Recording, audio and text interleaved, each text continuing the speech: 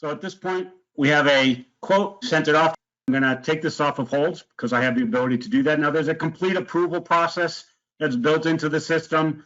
Okay. So before anything gets taken off of hold, you'll do that appropriately. But here, I'm just going to copy this and make it in order.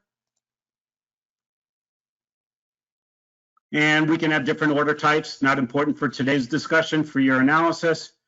This is asking me if I want to recalculate. No, I'm going to honor the pricing that I've actually given to my customer. So now all of a sudden I've got a rental order, which now reminds me again that I need a PO. So I want to make sure I get that from my customer. And I'm going to say it's PO 123.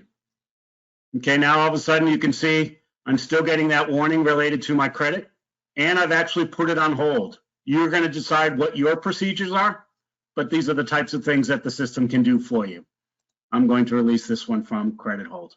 Well, usually what happens is if I'm converting a quote to an order, that means I've got a signed quote somewhere. So again, dealing with files, I'm usually going to get that signed quote from somebody via an email. So here's my email, there are the attachments, and here are me dragging each one of these attachments into your order.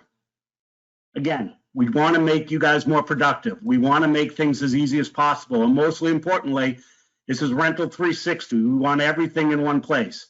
So now I've got my signed contracts. I've got any sort of additional estimating files like that Excel spreadsheet that I imported from. Okay, any photos, maybe when it was all set up, things along those lines. So I've got everything in one location. So at this point, same sort of thing. I could have printed this contract off, okay, if I didn't already get that signed quote. And you'll see here, so this is a little bit more like you would expect in a rental contract. And like with all good rental contracts, you're going to have your lawyer with a lot of language to make sure that everybody is appropriately covered. Just keeping track of my job site. Here again, you're going to customize these to the best of your ability.